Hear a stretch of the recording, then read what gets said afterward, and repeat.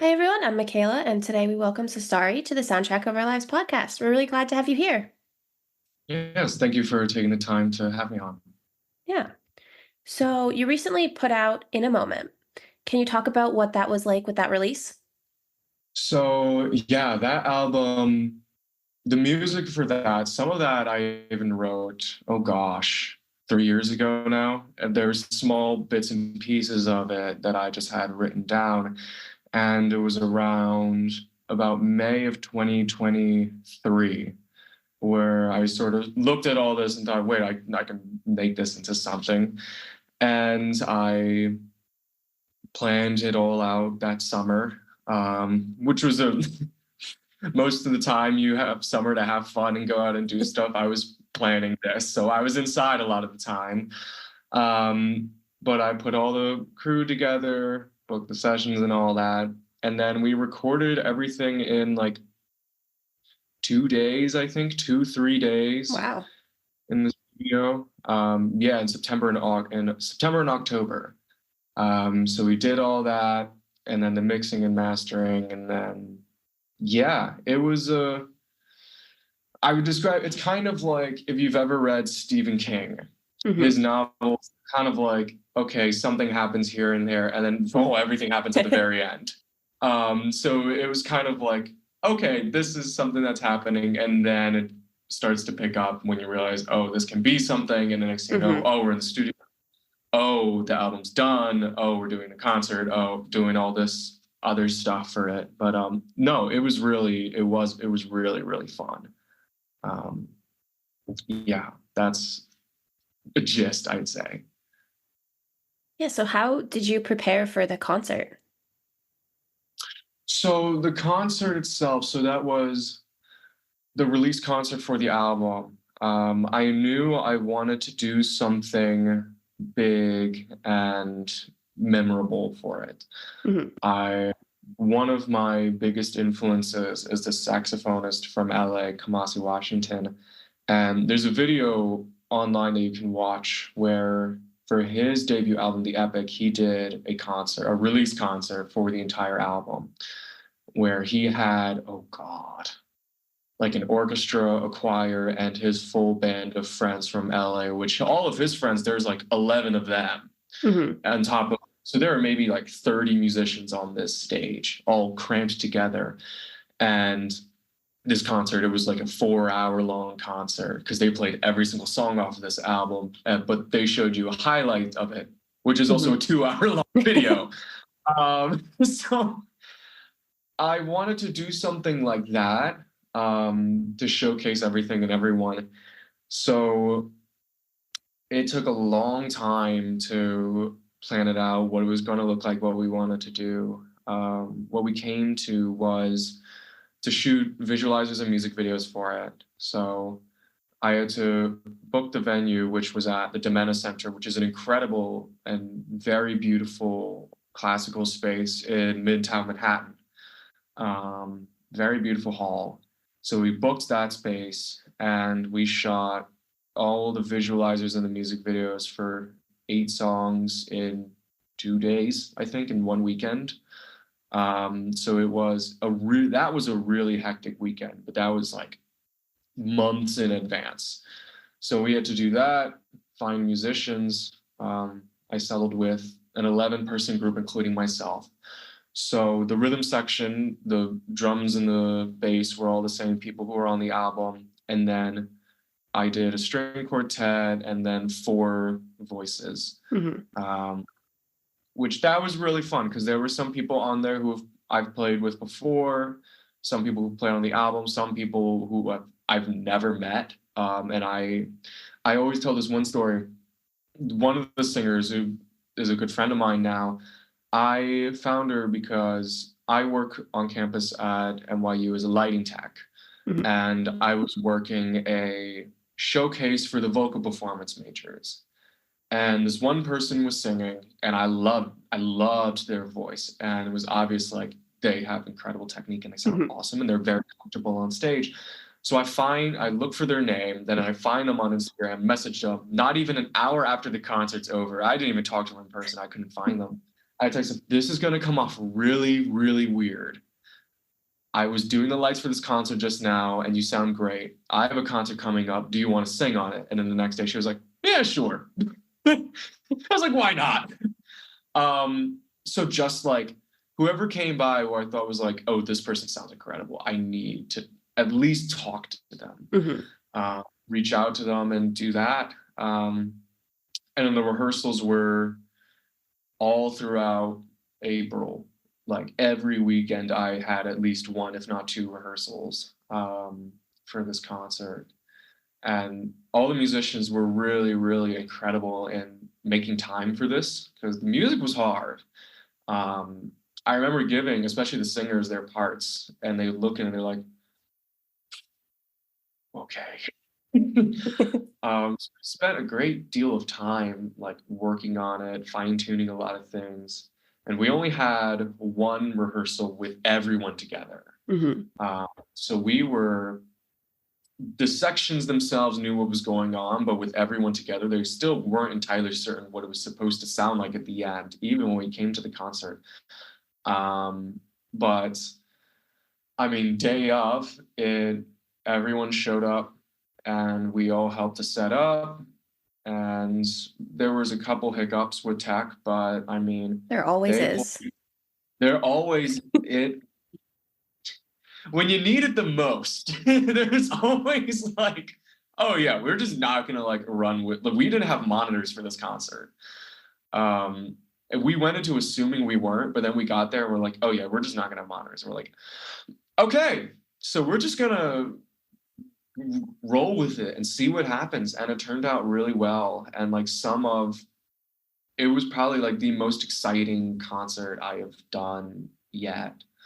And it was just, I remember the way the concert starts, there's a scene that plays, it's part of one of the videos, and then we walk in when that scene is about to end.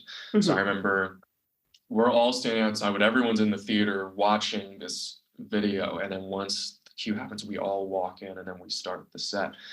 And I remember it flying by just like that. I thought we were running through the concert too fast. So I was like, okay, let's stretch a little bit.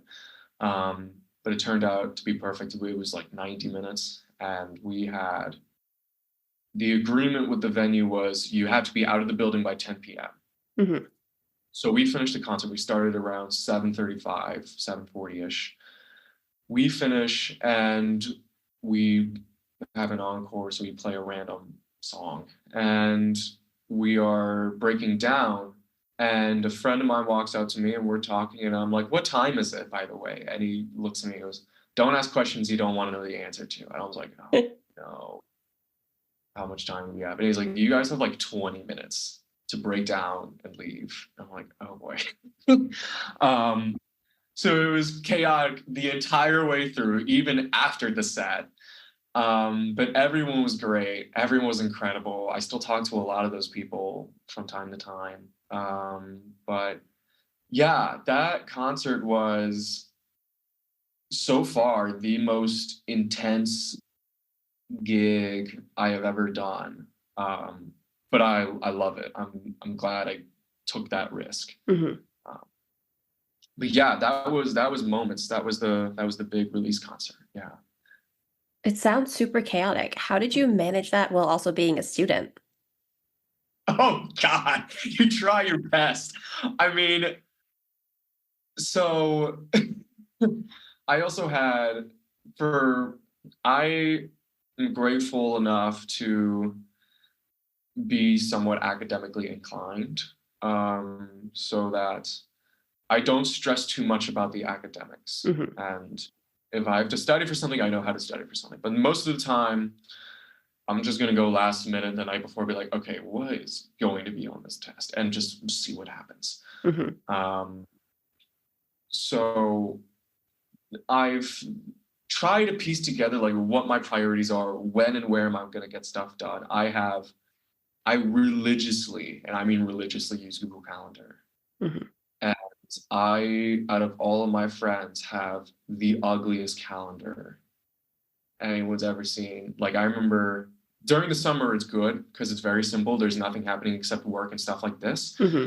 But during the academic year, a friend is like, "Oh, we should meet up sometime. Are you free next week?" I say, "Yeah, sure." They open up the first thing. If they've never seen my calendar, the first thing they go is, "Whoa, this is gross. The colors are don't go together at all." That's always the worst part. The colors never go together. I don't have a color theme. I just put stuff on there and see what happens. Um, but I don't know. I put everything down on the calendar. Like I write everything down. Even when I meet up with a friend of mine for lunch, I write down when I meet up for them for Hmm. lunch. Like I know exactly what I'm doing throughout the day. Um, and I plan stuff out really far in advance. And then for the rehearsals, I just religiously email people being like, okay, we are good for this day to rehearse here. Yes, cool, awesome. I will see you guys there. Um, and early mornings. I am not a night person. I am not a Hmm. night owl at all, but I will wake up and I will get up at 5 in the morning if I have to get something done. I will be awake at 5:30. I will not be up at 1, but you can bet I will be up before the sun is. Um, so yeah, I don't know. It's just the kind of thing. It's a very New York thing. You have no idea really how you get it done, but you Hmm. just do. It's like working in a kitchen. If you ever worked in a kitchen or worked in a restaurant, you have like 4 hours left and it sucks and it's sweating hot. It's so Hmm. hot every single time. But you just got to put your head down and work. I don't know how you Right. do it, but you just do, and you come out unscathed 90% of the time. At 10%, we don't think about that. What advice would you have to somebody who is struggling with that balance? First, figure out what are your priorities. And I mean, like, rank them in your head, rank everything in your head. Um, just so you know, what do you want to get done? I mean, what is your goal? Why are you here? Hmm. Um, and then from there, like you think about what do I need to make this happen? Or what do I need to start? Because there's a whole lot of stuff to get happen, and that easily like gets to your brain. So just what's the first step? What do I have to do? Hmm. And then from there, I had an advisor who got me onto the calendar thing because I really struggled with balancing stuff and I was missing things all the time. And she was like, try one of two things. Either put nothing on your calendar so you have opportunity and time for everything, Hmm. or put everything on your calendar so you know exactly when things are supposed to happen and you know it's like, okay, it's 4:30, I have to get this done. So I tried the opposite and it worked for me. It doesn't work for every people. Right. I've met some people who have never touched a calendar. And my first thought is, how do you live Yeah. not know? But that's just what some people do. So it's really just experiment, try something out, try putting everything on your calendar. And if you really don't like it, then get rid of a lot of stuff and just go from there. If you got to have a nice color coded theme, do it. Fall's coming up, so you got to whip up the red, orange, and yellow for that. But it's all a way to try to figure out what method for the madness works best for you. Hmm. It's kind of go out and see what happens. Yeah. That's the best I could really give.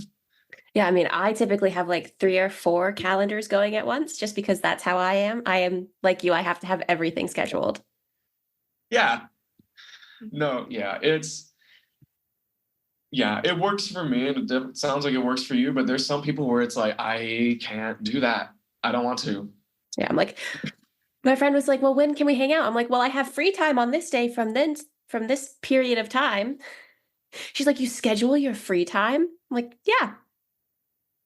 Oh, for concerts and especially recording sessions, like I schedule time to like do nothing. Mhm. So I sleep early, and then for the moments, that concert was at 7:30 and loading was at 6. So I didn't need to be there till like 6, 5:45. So that day, I had a big block from 6 a.m. to 6 p.m. to do nothing Mhm. and to do whatever the hell I wanted. I went to a concert that day, just because it was like, why not? Right. Let's go to, let's see what happens. Um, yeah, no. Whenever someone's like, hey, let's do something, I was like, are you free this Friday, 3 weeks from now? I don't know. How am I supposed to know? And I was like, how do you not? It's like, because I'm not a maniac. And I was like, Mhm. Yeah. But it works for some people, it doesn't work for others. exactly. That's what it is. How did moving to New York City impact your career?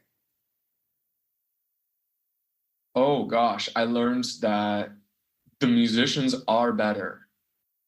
The musicians are insane. The scene is dense, it is nuts, it is chaotic, but everyone is really good. So there is a lot of pressure. Mhm.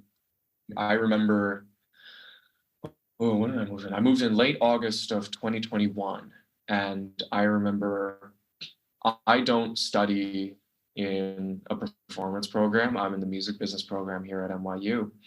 So I am not in necessarily, or I wasn't at that time, in the same community of the jazz people in the Mhm. program. And that program is so isolated. They have their own building.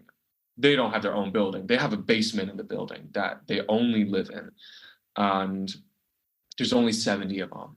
So they all know each other really, really well. And they hang with each other really, really tightly. So the entirety of my first semester was like cold texting these people. They're like, hey, do you want to jam? Do you want to meet up? This, and that.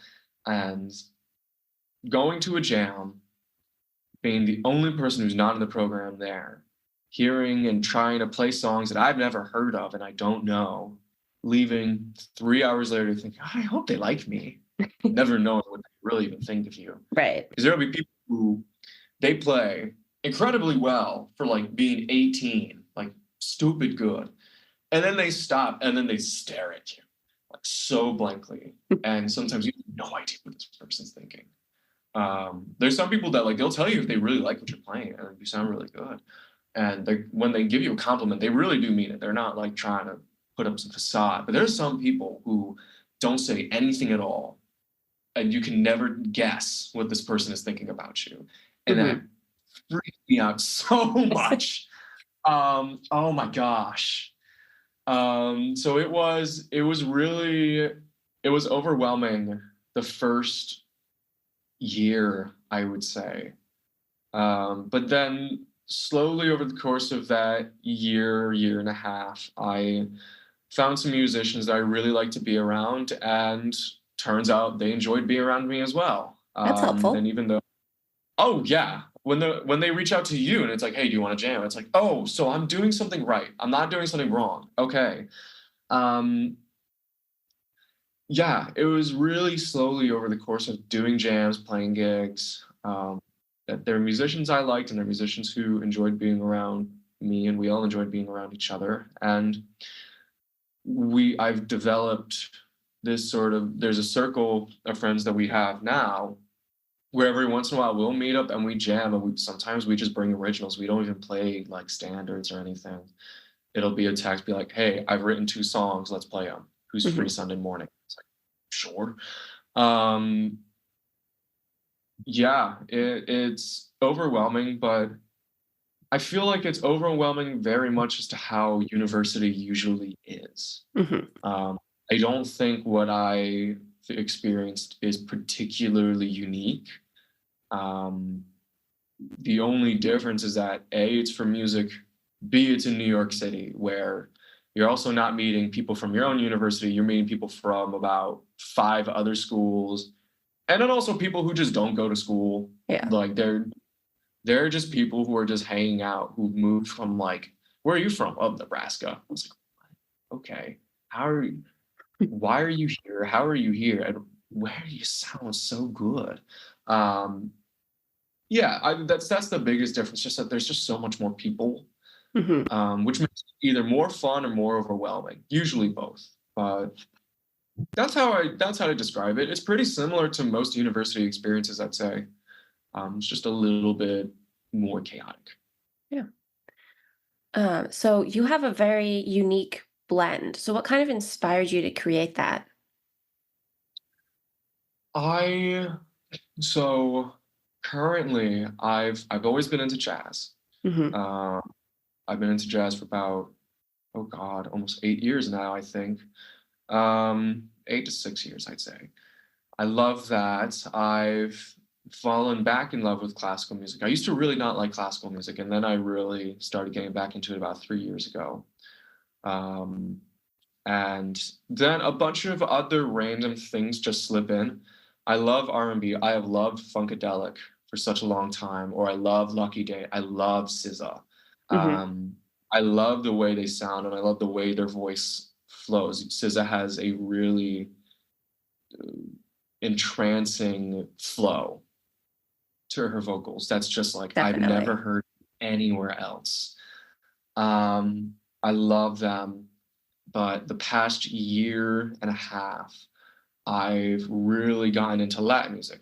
I love Hector Lavoe and Celia Cruz and Hall of the Fania All Stars. It's such incredible music. It's fun. Um, Anything I can really get my hands on. I mean, the past week, I've been listening to a lot of Deftones. One of my Hmm. close friends from home loves Deftones, and there was one time where I was back home, and she's like, "You got to listen to this." And I was like, "Sure, we'll listen to it." And I was like, "Oh, this is incredible." So I was listening to Deftones a lot this past week, but then this morning on the train here, I'm listening to John Coltrane in the '60s playing the most evil sounding stuff. Um, so I guess music wise, anything that I really like, or anything that my friends really Hmm. like when Harry's House came out, I was only listening to that album for a solid month. That's all I was listening to. Um, and then I also really love movies. I love books. I love writing. I love poetry. And that's all stuff I've gotten into in the past year. Hmm. So that stuff has really inspired me a lot and has made me inspired by more things, Okay. by more stories, by more just things out and about. Like I love the one thing that got me into writing specifically. There's the Graham Norton show, which is like an English talk Hmm. show, Yeah. kind of Conan. And one day he had, I don't know how they were in the same room, but Arnold Schwarzenegger and Judi Dench. Judi Dench is an incredible actress. She's M in the Daniel Craig Bond films. She's a brilliant actor. And they were talking about how, in her age, it's all centered around Shakespeare. You start up doing Shakespeare. Hmm. And he was like, "Do you know like a sonnet, a monologue?" And she's like, "Yeah, I'll do a sonnet," very casually, and then does like a minute and a half of the best writing I've ever heard. And I hear it. I used to really not like Shakespeare except for Macbeth.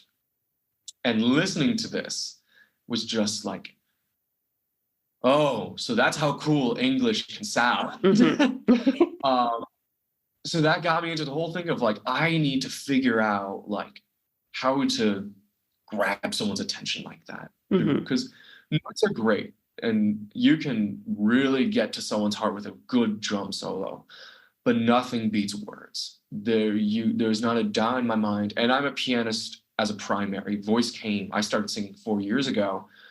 Words beat out everything. Hmm. Good. There is no debate on that. Anyone who debates it hasn't listened to their favorite song yet.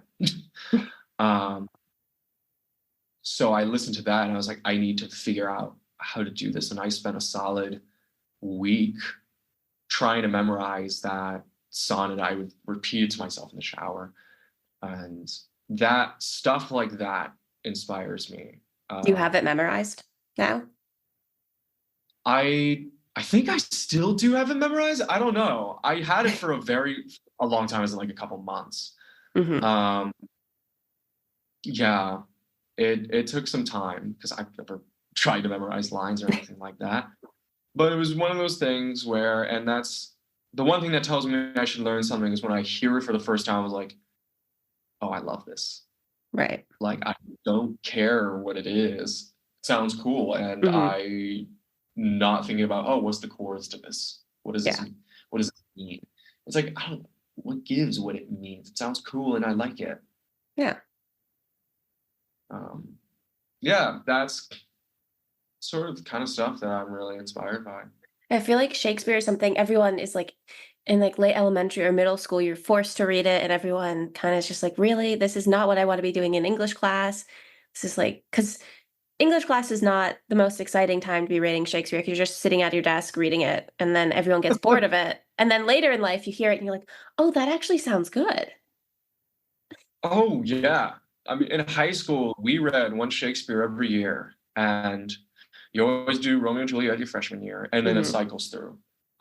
So we did my year.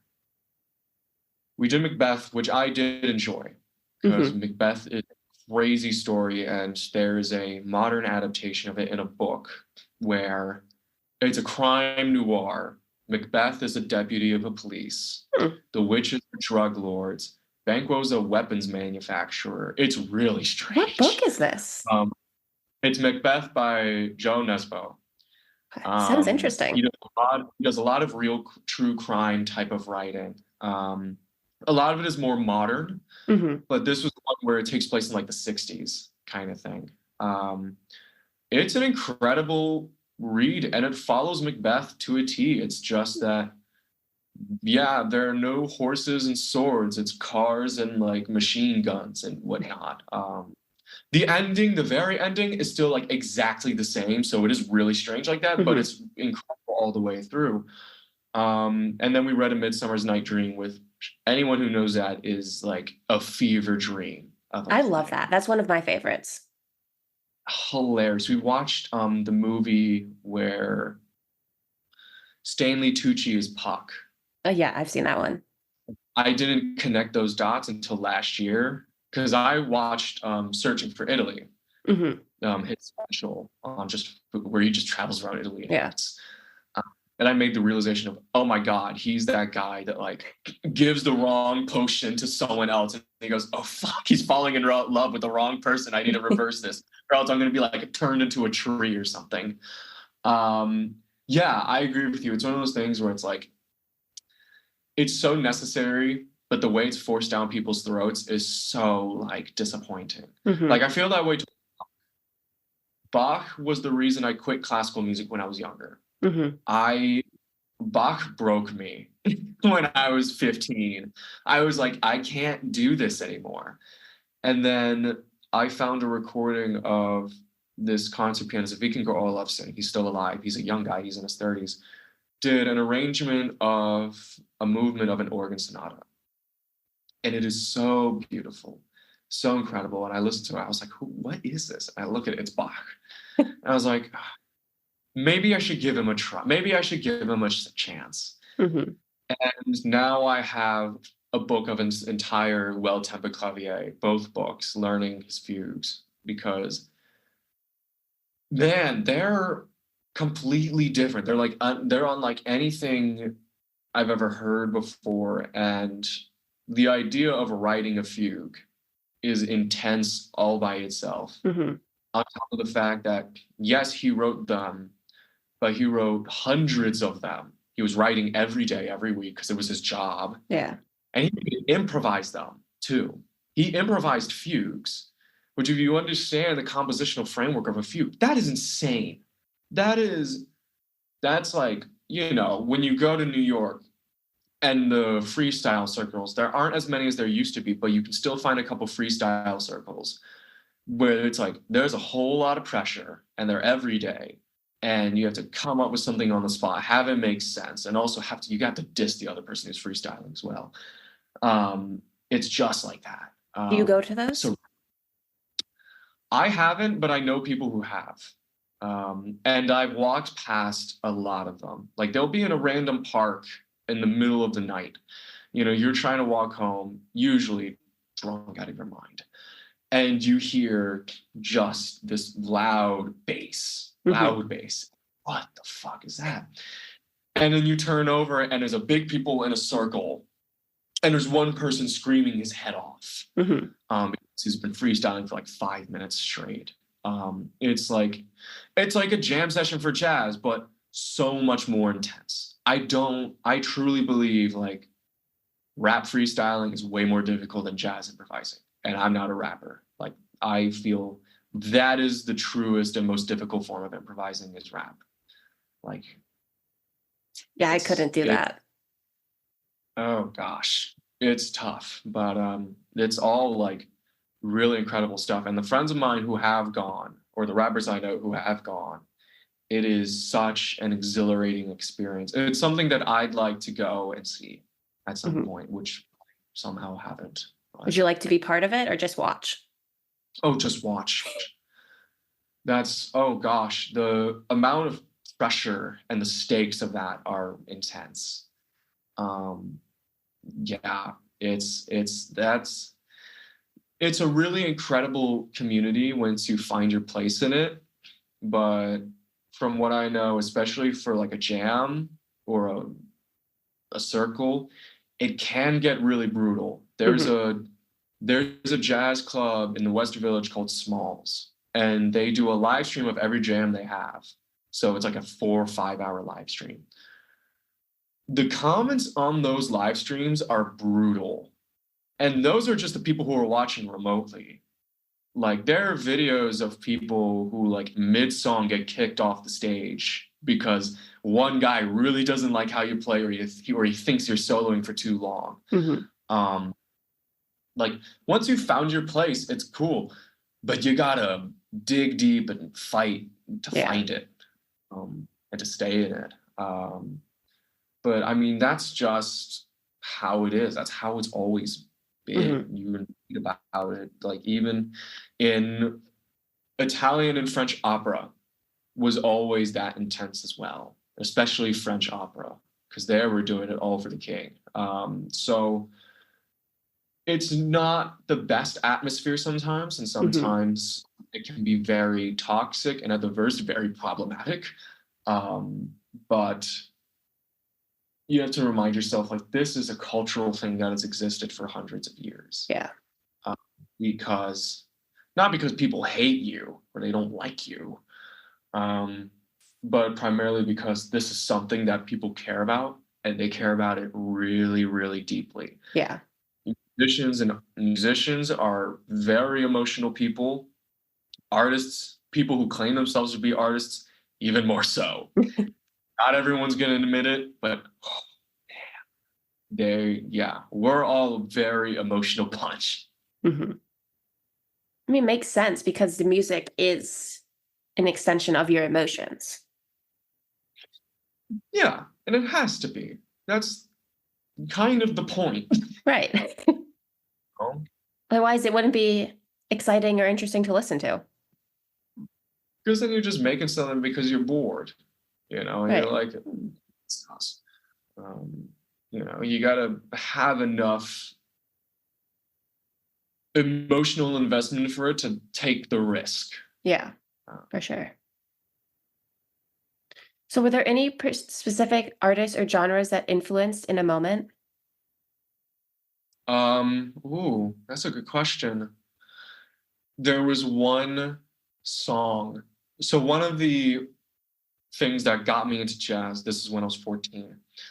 I was at a record shop in North Carolina, and I found this vinyl of just a guy playing a saxophone, and it was $10. And I was like, this album cover is awesome.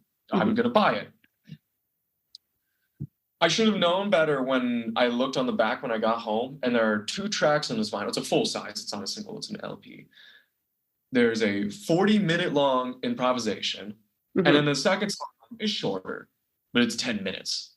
And this was before I was into like all this long stuff. So I looked at it, I was like, what did I buy? I didn't actually think, what am I buying here? That was what got me into free jazz. It was a recording of this Japanese saxophonist, Makoto Kawashima, um, a live recording of him at some cafe in Japan. And it's 40 minutes of just him on an alto saxophone improvising. And It is so crazy recorded. There's a thunderstorm outside and you could still hear it. Like you could Hmm. hear in the background, you could hear the rain hitting the roof in the light background. So it puts you in that world where he's right in front of you. And I, that type of music, you know immediately if you don't like it. You don't Hmm. immediately know what to do. Right. You likely do if you leave it thinking, well, that was interesting. And then a month later, find your way back to it, like, what is this? Which is exactly what happened to me. I listened to it and I was like, what the hell is this guy doing? He's just Hmm. playing his instrument wrong. And then I got curious and I looked into it and then found some other improvisers from Japan and the whole lineage of Japanese improvisation, and found a couple recordings that were like, this is incredible. I didn't know you can make music like this. I didn't know people wanted music like this. Hmm. That's where the free quality and very aggressive quality of my music comes from. Yeah. Because the way they do it, and just in free jazz in general, it is sometimes very, very aggressive. It's Hmm. very unforgiving. It's like metal. It's very, very honest, and that's the point. Hmm. You cannot I guess you can hypothetically, but you cannot commit to doing a metal show or punk without being honest. It is the Hmm. same thing. You got to put your whole heart into it. Yeah, Um, definitely.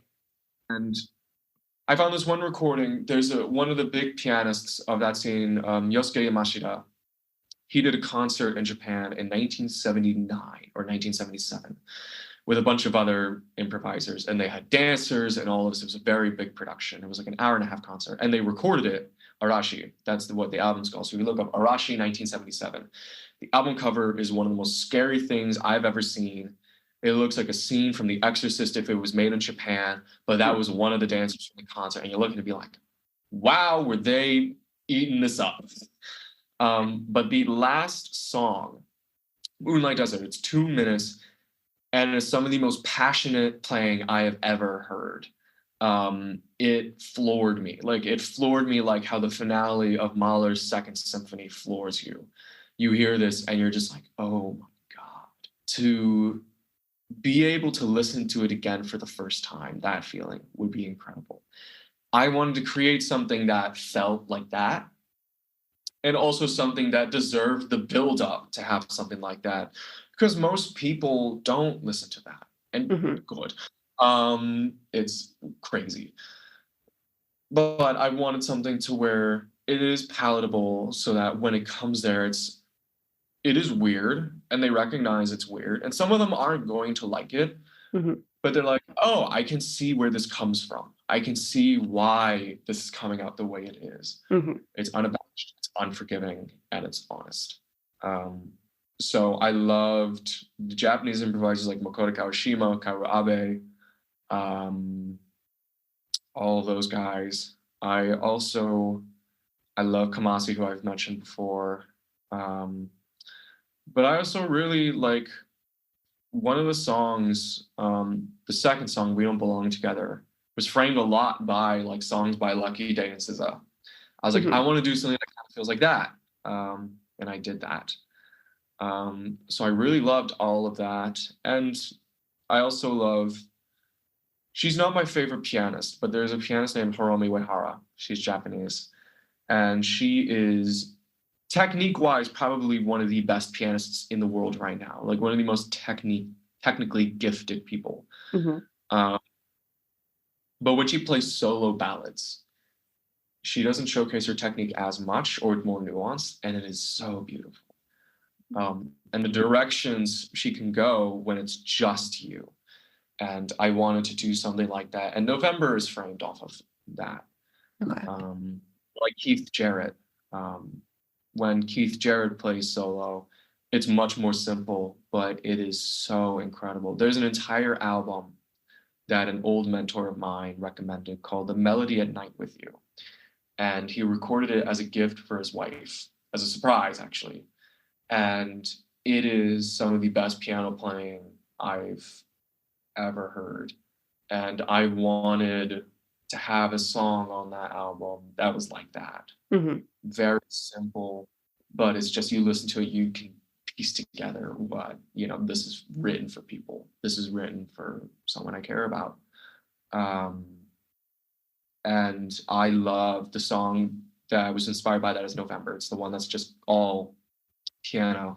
And it is still by far like my favorite song I've ever written. And it's incredibly short. It's 9 bars that I just loop over and improvise Mhm. over. But it is by far my favorite thing I've written. And like when I play it, it's just like always fun. And I don't have to try hard for anything. I can just relax and see what happens because I Mhm. know how to loop back again because I've written the damn thing. Right. Uh, and I know how it's supposed to feel. But yeah, a lot of stuff is inspired by it. And I think all those inspirations have only dug deep more the more that we've played the music and the more that we've Mhm. performed it. Um, but yeah, that's really kind of what's going on in there. There's some good influences. It's yeah, I mean, they're all fun. They're all people that I like. Yeah, I that's mean, important. yeah, I'd like to think it is. I know some people who like really don't like Keith Jarrett, or I met some people who really don't like that stuff. And that's fine, you know. Um, I mean, again, it all comes down to like if you care about it, that's what matters. That's it. Yeah, and also music is very subjective, so That's it. you either Yeah. like it or Yeah. you don't. It's that simple. Yeah. And sometimes you don't have to explain it. Sometimes you can't explain it. You just really don't like something. You Yeah. know, I've met people who really don't like Frank Zappa. I'm okay with it. But there's some people who like, I just don't like it. It's just too weird. And it's like, Mhm. yeah, it's weird stuff. You don't need to like it. You don't have to like everything. You Mhm. don't have to know deep cuts. That's the one thing that I feel is more of a detriment nowadays is this sort of desire to know everything and Mhm. to like and to appreciate not appreciate but to know everything. Like how could you be a fan of Ethel Cain if you only like Some Bleached Flies or Thoroughfare from Preacher's Daughter? How do you if you don't like the old albums? Mhm. It's like, well, because good. I don't have to listen to that. She's not expecting me to listen to it. She doesn't know who I am. Why should I? Unless if I want to and I'm feel inclined to do so. Um, if you like something, cool. If you like party rock, if you love Party Rock Anthem, then you have every right to jam the fuck out of it. Do I think it's corny? Yes. But that shouldn't influence whether you like it or not. Right. Me releasing music and being a performer doesn't mean that my opinion should influence yours. It could, but it doesn't have to. And if you Mhm. don't want it to, then don't let it. Yeah. I think people get so caught up in their favorite artist, like what are they listening to? And they're like, oh, I have to listen to that too. But you don't. You're different. If you want to, then do it. And if you don't like it, that's fine. But if you love it, you have every right to love it, even Mhm. if it's the weirdest thing in the world. Um, someone's not gonna like what you like. Right. It's just That's the life. world. That's life. Someone's not gonna like you. That sucks, but too bad. That's what Yeah. it is. 5 other people that at least that are gonna like the stuff that you like. So why do you gotta get bogged down on that? Yeah. Just go for it, see what happens, and you go from there. Mhm. How has studying music business influenced how you approach your career? It's oh gosh, you think about everything.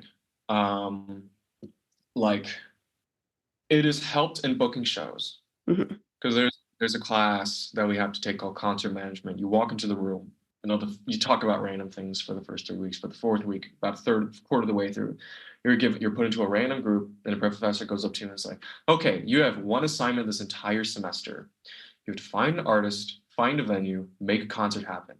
You have until the end of November, so you have a month and a half to make it happen. Go.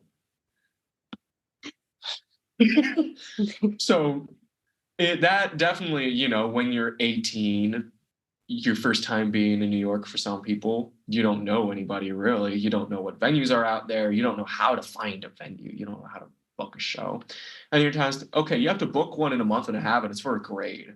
And this is a required class, so you're gonna have to retake it if you don't do too well. Mhm.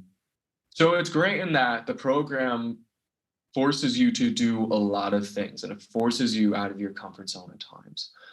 But yeah, that it really benefits with that. So now, like, you plan for that. I have a spreadsheet of, at this point, almost 100 venues in New York and all of their emails. Mhm. And I've shared it with a bunch of friends of mine. Like, I'm looking for a venue, I don't know where to go, and I should look at the spreadsheet, and you'll find, if you can't find something, you're not going to find anything.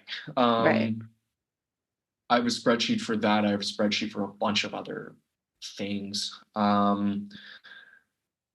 You just think about, like, what are the possible avenues for me to promote myself outside of social media and doing a show.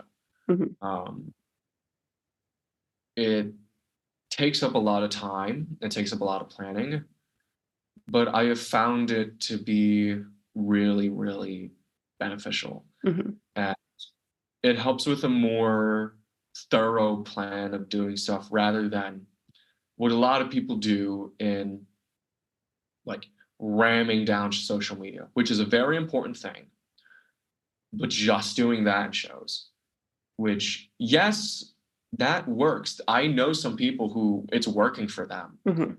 They've also been doing it for like 8 years, for a very long time, and they're just now starting to make something happen. And they've never thought about doing anything else. Like, never thought about the possibility of maybe doing a sync placement, having your Mhm. music on someone's film, submit that to a contest or anything like that. Um, Things like that, or doing brand partnerships. You're not going to get Pepsi, of course not, but there are so many small and local businesses in New York. Any sort of publicity or way to get you out there is going to benefit both of you guys. Mhm. So just go for it and try. So it's helped a lot in that it's made me more aware of the possibilities of what Mhm. I could do. Um, it also makes it a lot busier. It makes it a lot more intense because it's just me. I don't have a manager. I don't have representation or any of that. It would be nice to get signed at some point in the Mhm. future. As of now, it's all me. So it's great in that I know exactly what's going on in my career. I don't have to reach out to somebody and be like, hey, where are we on this thing? Right. But that means I hold all the responsibility. If something doesn't work, I know why. And I have no excuse for I screwed up. That's it. Yeah. Um, so it's a blessing and a curse, but ultimately it's a really great curse to have, I'd say. So that's really what that is. Yeah. So before I ask the last question, was there anything else that you wanted to mention or talk about today? Um, oh, I would like to say, I mean, I'm recording a single in 2 weeks as the date this is being recorded, and I am planning on doing more promotional, more immersive events, kind of like what Moments was. Mhm. So I am always on Instagram posting stuff, Cestari, three underscores. You'll see me. And this next event is going to be really cool. We've started the planning for it this past month, and it's going to be very different from Moments, but it's going to be really, really cool. I can't spoil it, but anyone who's in New York or tri-state area, this is an event you will regret not going to. And it's Heard it going to be here the first. same price as any other concert, Mhm. if not. So yeah, you just got to stay tuned for that. Okay. So what is the soundtrack of your life? Soundtrack of my life. Hmm. Anything that, oh gosh, anything I can get my hands on. But I mean, if there's a specific song, I always come back to this. I'm not always listening to it, but I always, at some point, one time or another, I always come back to the song "Cosmic Slop" by Funkadelic. Okay. It's a little weird, just because it's a bunch of people in costumes performing in the '60s, but it grooves so hard, and that melody is so good, and there's a guitar solo that is so killing. Um, I love to run. When I run, and if I do play music, I don't usually, but sometimes I do. When I do, that's the first song I play because Okay. that's just like, okay, let's get started. So that song's like top tier, one of my favorite songs ever. Hmm. Yeah, and then you already mentioned your Instagram, but is there anywhere else that our followers and listeners can stay updated on you? I have a TikTok. I don't post on that usually as often.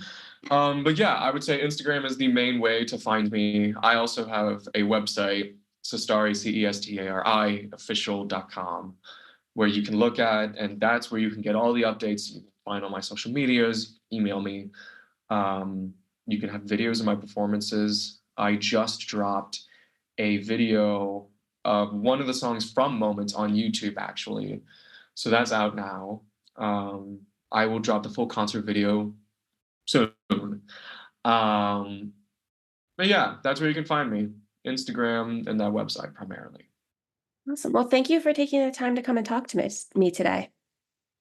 Absolutely. And thank you for the opportunity. It was really great talking and being able to share, just everything of what's going on over here. Yeah, I'm very excited for what's coming next for you. Thank you. Thank you. And likewise. Yeah. Have a good rest of your day. Awesome. Thank you. You as well. All right. Bye. Bye-bye.